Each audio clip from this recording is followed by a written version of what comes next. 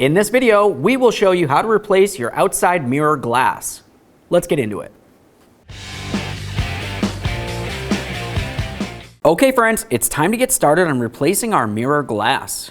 You want to be extremely careful when you're doing this. Hand and eye protection at all times. To remove this from the mirror itself, you're going to have to get behind this area with a curved pick. Now with that curved pick, you're going to be trying to look at the backside here, and all the way around it, there's a whole bunch of little locking tabs. You want to try to get in between those locking tabs and gently pull them away at the same time as pulling the glass away from the mirror itself.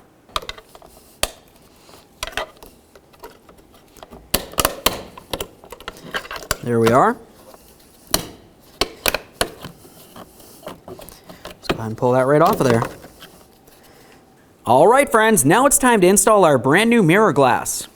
Having a look from the backside, you can see all those little tabs that I had mentioned before.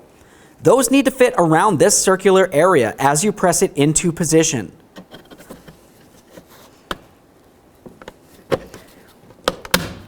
There we are. Listen for a click all the way around. When only the best will do, demand TRQ. The only company that lets you view before you do.